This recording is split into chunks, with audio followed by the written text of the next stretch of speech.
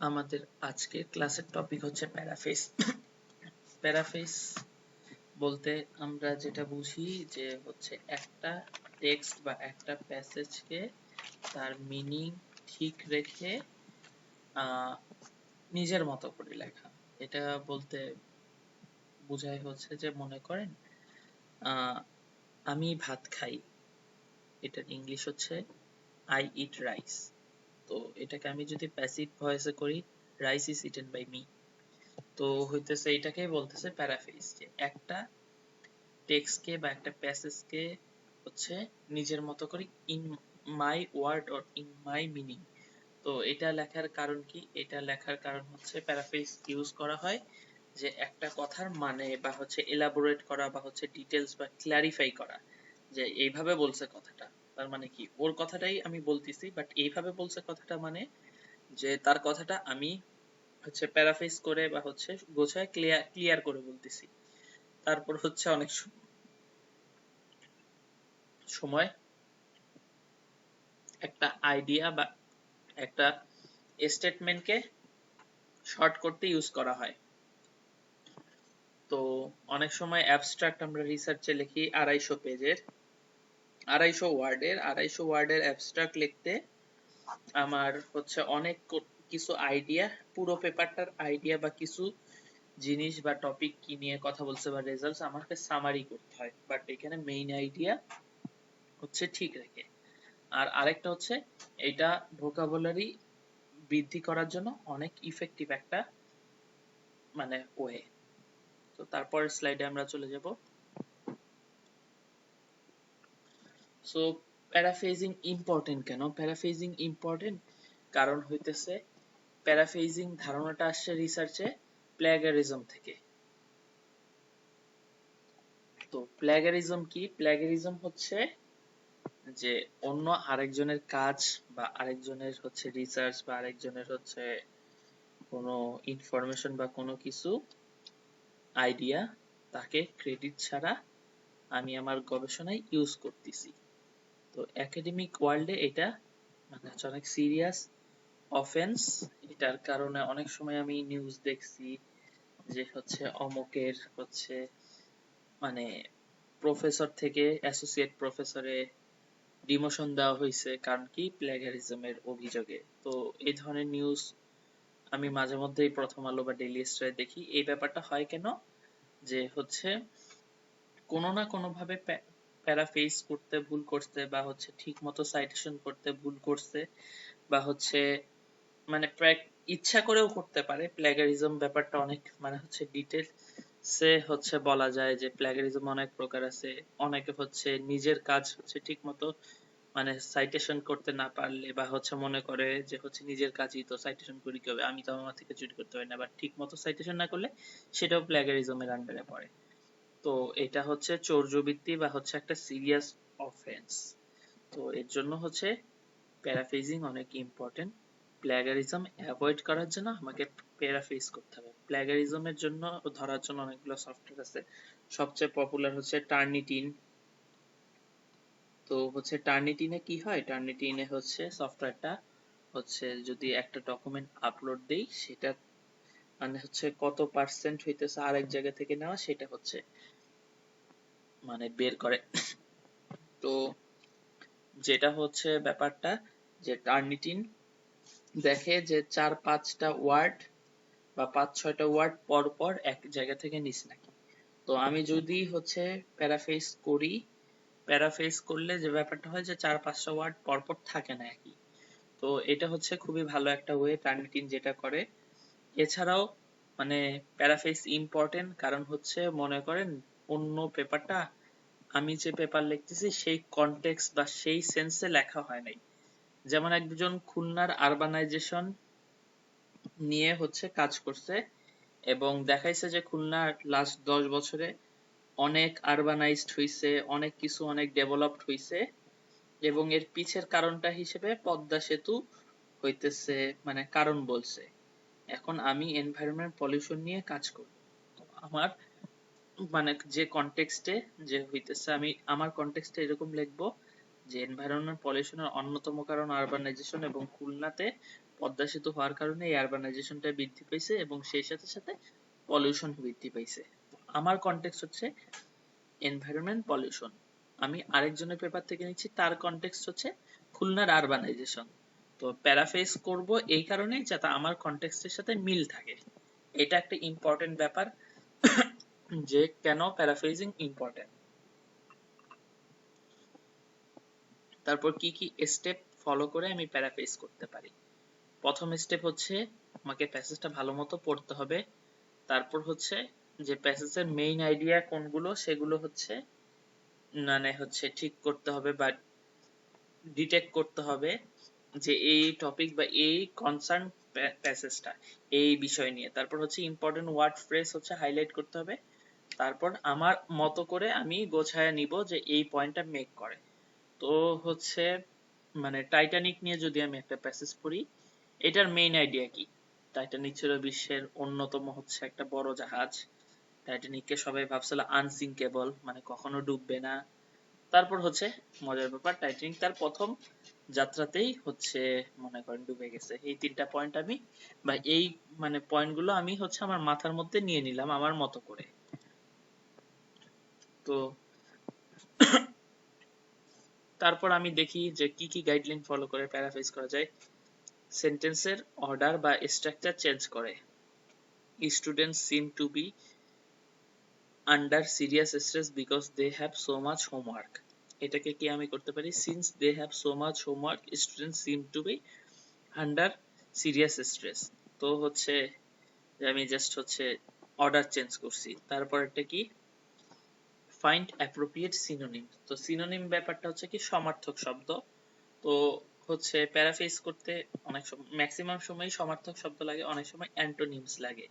তো এই জিনিসগুলো কি করে, এই জিনিসগুলো আমাকে প্যারাফ্রেজে পরপর একই ওয়ার্ড বা 4-5টা ওয়ার্ড আসতে দেয় না। তো এটা খুবই একটা ভালো ওয়ে যে যে হচ্ছে ভোকাবুলারি, সেই ভোকাবুলারিটার সিনোনিম অ্যাপ্রোপ্রিয়েট ইউজ করা।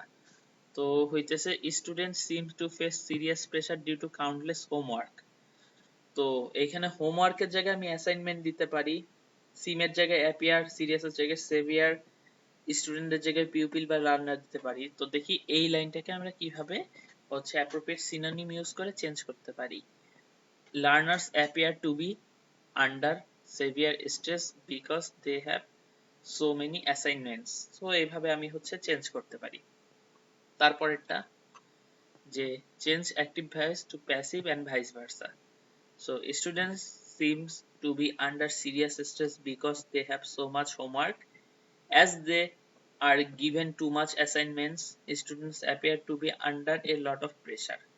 So এটাকে কি বলতেছে, অ্যাক্টিভ টু প্যাসিভ করতেছি, ওই যে I eat rice, rice is eaten by me, ওরকম ব্যাপার। Change word form. তো এইখানে সেম লাইনেরই কি আছে, সিরিয়াস স্ট্রেস, এটাকে আমি কি বলতে পারি, সিরিয়াসলি স্ট্রেসড। তো হচ্ছে ওয়ার্ড ফর্ম আমি চেঞ্জ করতে পারি। তারপর হচ্ছে সবগুলো স্ট্র্যাটেজি যেগুলো আমরা ফলো করলাম সেগুলো এক লাইনে আনতে পারি বা একই সাথে ইউটিলাইজ করতে পারি বা একই সাথে প্রয়োগ করতে পারি, অ্যাপ্লাই করতে পারি। Student seem to be under serious stress because they have so much homework, because so many assignments are being given to students they appear to be seriously stressed. তো এটা হচ্ছে একটা গুড প্যারাফ্রেজের এক্সাম্পল যে আমি সবগুলো উপরে যা দেখলাম সবগুলো মিলে হচ্ছে একই সাথে ইউজ করে একটা লাইনকে প্যারাফ্রেজ করতে পারি। এখন আমার কোশ্চেন হচ্ছে এইভাবে কি প্রত্যেকটা লাইন প্যারাফ্রেজ করব? না, আমার কিছু টুল আছে যেগুলো ইউজ করে আমি আমার কাজটাকে ইজি করব। তো প্রথম টুল হচ্ছে চ্যাট জিপিটি। এই যে চ্যাট জিপিটিকে আমি কিছু লাইন দিয়েছিলাম, দিয়ে লাস্টে একটা অর্ডার দিছি, এই যে আমি হাইলাইট করে দিচ্ছি যে চ্যাট জিপিটি ভাইয়া আমাকে এই জিনিসটা প্যারাফ্রেজ করো একাডেমিক ফর্মাল রাইটিং এ, এন্ড চ্যাট জিপিটি আমাকে সুন্দর মতো করে দিছে প্যারাফ্রেজ করে। তারপর তাকে আরো একটা দিছি যে the quick brown Fox jumps over the lazy dog, এইটা হচ্ছে প্যারাফ্রেজ করো। তো চ্যাট জিপিটি এটাও প্যারাফ্রেজ করে দিছে খুব সুন্দরভাবে। তো এইভাবে আমি হচ্ছে প্যারাফ্রেজ করার পরে আমি আমার রাইটিং এ সরাসরি লিখতে পারবো না, যেহেতু এটা এআই দিয়ে লেখা, এটা ডিটেক্ট হয়ে যাবে। এখান থেকে আমি আইডিয়া নিয়ে নিজের মতো করে গোছায় লিখবো, তারপর আরো আছে গ্রামারলি। গ্রামারলি খুবই হচ্ছে হ্যান্ডি একটা টুল, অনেকভাবেই ইউজ করা যায়, গ্রামার চেক করা যায়, তারপর হইতেছে প্যারাফ্রেজ করা যায়, বা গ্রামারলি একটা ভালো টুল, অনেক কিছু করা যায়। আরেকটা আছে কুইল বোর্ড। কুইল বোর্ড আমি নিজে ইউজ করি, কারণ কুইল বোর্ড হচ্ছে সবচেয়ে হ্যান্ডি। তো এরা প্যারাফ্রেজে হচ্ছে ফ্রিতে মনে হয় স্ট্যান্ডার্ড আর ফ্লুয়েন্সি দেয়, তারপরে বাকিগুলো হচ্ছে আমার প্রিমিয়াম মোড ইউজ করা লাগবে। যেমন যদি প্রিমিয়াম থাকে তাহলে ফর্মাল আর একাডেমিক এই দুইটা টেকনিক্যাল রাইটিং এর জন্য বা রিসার্চের রাইটিং এর জন্য খুবই ভালো। স্ট্যান্ডার্ড আর ফ্লুয়েন্সি ফ্রি, যদি হচ্ছে ফ্রিতে ইউজ করে তাহলে স্ট্যান্ডার্ডটা ইউজ করা ভালো, আর নর্মাল ইসের জন্য ফ্লুয়েন্সি। আরেকটা জিনিস আছে এইখানে, ইংলিশ ইউএসএ বা ইংলিশ ইউকে। তো এখানে খেয়াল করে দেখবেন যে ইংলিশ ইউএসএ দিচ্ছেন কিনা, এখানে ইংলিশ ইউকেরও আছে। সো এটা একটু খেয়াল করে দেখবেন যে কোন ইংলিশটা দিচ্ছেন, ইউকের না ইউএস এর। তো এই তো এই কয়টা ল্যাঙ্গুয়েজই। আর এরপর আছে প্যারাফ্রেজিং টুল হিসেবে প্যারাফ্রেজার ডট আইও। এটা খুবই ভালো একটা টুল। এখানেও আমি হচ্ছে কিছু মানে ওয়ার্ড দেওয়ার পরে এটাকে ইমপ্রুভ করার পরে রিপ্লেস করলাম, করে হচ্ছে আই এম নট রোবট এটা প্রমাণ দিলাম, দেন প্যারাফ্রেজ করলাম। দেন আমার এই ওয়ার্ডগুলো, এই লাইনটা আমায় হচ্ছে চাইলে ঠিকঠাক মতো আছে কিনা এটা দেখে আমি হচ্ছে কপি করে সরাসরি আমি ইউজ করতে পারবো আমার রাইটিং এ বা হচ্ছে মাইক্রোসফট ওয়ার্ডে নিয়ে, দেন এটাকে হচ্ছে প্যারাফ্রেজ করা আছে সেটাকে আমি সাইটেশন করে ইউজ করতে পারবো। তো প্যারাফ্রেজিং এর জন্য মেইনলি হচ্ছে কুইলবোর্ড ইউজ করা যেতে পারে, গ্রামারলি আর প্যারাফ্রেজের টুল। তো আমি মেইনলি হচ্ছে কুইলবোর্ডটা রেকমেন্ড করবো, আর চ্যাট জিপিটির সাথে সাথে আছে। তো হচ্ছে আমি আমার পেপার থেকে প্রথম একটা বা দুইটা লাইন নিয়ে চেষ্টা করব যে হইতেছে অ্যাড করার, মানে প্যারাফ্রেজ করে আমি হচ্ছে একটু দেখাবো। এই নিলাম, পেস্ট করলাম, প্যারাফ্রেজ। সো উইলবোর্ড আমার জন্য হচ্ছে করে দিচ্ছে। এখানে আমি স্ট্যান্ডার্ড আবার ফ্লুয়েন্সিতে শিফট করলাম, দেখি আবার রিপ্যারাফ্রেজ কেমন করে, এই যে ফ্লুয়েন্সিতে করলো। তো আমার সাজেশন থাকবে স্ট্যান্ডার্ড করা একাডেমিক রাইটিং এর জন্য, আর যদি প্রিমিয়াম থাকে ফর্মাল আর হচ্ছে একাডেমিক, এই দুটা। তো হচ্ছে এটা আমি কপি পেস্ট করে আমি হচ্ছে একটা মাইক্রোসফট ওয়ার্ডের নতুন ব্ল্যাঙ্ক ডকুমেন্টে পেস্ট করে আমি এটা হচ্ছে সাইটেশন করতে পারবো। তো হচ্ছে এইখান থেকে আমি জাস্ট হচ্ছে সাইটেশন করলে হচ্ছে মোটামুটি হয়ে যাবে। ধরেন এখানে যেটা আছে সেটা আমি ধরে সাইটেশন করে দেই, এই যে অল রেফারেন্সে যে কোনো একটা নিয়ে আমি ইনসার্ট দিয়ে দিলাম, এই যে সাইটেশন হয়ে গেল, এরকম ব্যাপারটা। তো এইখানে কয়েকটা ব্যাপার আছে। প্রথম কথা হচ্ছে যে চ্যাট জিপিটি থেকে কোনো কিছু ইউজ করে ডিরেক্ট হচ্ছে সেটা দিবেন না, মানে হচ্ছে বা সেটা ডিরেক্ট লিখে দিবেন না, কিছু হচ্ছে চেঞ্জ করে নিজের মতো করে আইডিয়া নিয়ে লিখবেন। 2 নাম্বার ব্যাপার হচ্ছে অনেক পেপার এখন হচ্ছে এআই লেখা অ্যালাউ করে। তো হচ্ছে এটা একটু চেক করে নেবেন যে এআই দিয়ে লেখা অ্যালাউ করে কিনা, বা হচ্ছে এটার ব্যাপারে তাদের হচ্ছে সে কি বা কমেন্ট কি। তো তারা যদি এআই এর লেখা মানে হচ্ছে এআই দিয়ে লেখা পেপার একসেপ্ট করে তাহলে হইতেছে হচ্ছে আপনারা দিতে পারেন বা হচ্ছে ই করতে পারেন, বাট তার আগ পর্যন্ত মানে হইতেছে এই জিনিসটা খেয়াল করবেন। আমি যে পেপারে মানে হচ্ছে সাবমিট করছি তারা এআই অ্যালাউ করতো না, তো হচ্ছে আমি ডিরেক্ট কোনো এরকম দিতে পারিনি। এখান থেকে আইডিয়া নিয়ে আমি হচ্ছে প্যারাফ্রেজ করে বা এখানে লিখতাম, লিখে গ্রামারলিতে দিয়ে চেক করতাম, তারপর হচ্ছে কুইলবোর্ড এভাবে দিয়ে লেখাগুলো হচ্ছে ইমপ্রুভ করতাম। আর আরেকটা জিনিস যে হচ্ছে প্যারাফ্রেজ করার সময় কনটেক্সট বা হচ্ছে ক্লিয়ার লেখার একটা যে সৌন্দর্য আছে সেটা মাথায় রাখা উচিত। প্যারাফ্রেজ করলে কনটেক্সটটা মাথায় রেখে স্টোরি টেলিং এর মতো করে লেখার চেষ্টা করতে হবে, যে এইটার পরে এইটা আসছে, এইটার পরে এটা আসছে, এইটা রিমার্ক দিছে, এইটা নিয়ে কমেন্ট করছে। যেমন একটা উদাহরণ দেই, আপনি হইতেছে করোনার ভ্যাকসিন নিয়ে কথা বলতেছেন, তো আপনার হচ্ছে লিটারেচার রিভিউটা এভাবে শুরু করছেন যে করোনার হচ্ছে ধরেন প্রথম আবিষ্কার হয়েছে 2007 সালে। তো 2007 সালে এটা আবিষ্কার হয়েছে, কিন্তু লেখা আপনি একটা রিমার্ক দিবেন যে 2019 সালে করোনা মহামারী আকারে ছড়ায় পড়ার আগ পর্যন্ত এটা নিয়ে হচ্ছে ভ্যাকসিন নিয়ে কোনো স্টেপ বা তেমন সিগনিফিকেন্ট কোনো কাজ করা হয়নি। তারপর আপনি বলবেন 2019 সালে যখন করোনা মহামারী ছড়ায় পড়লো, তারপর এটা নিয়ে প্রচুর হচ্ছে কাজ করা হয়েছে বা এরকম আপনি ডিটেলসে বলতে পারেন।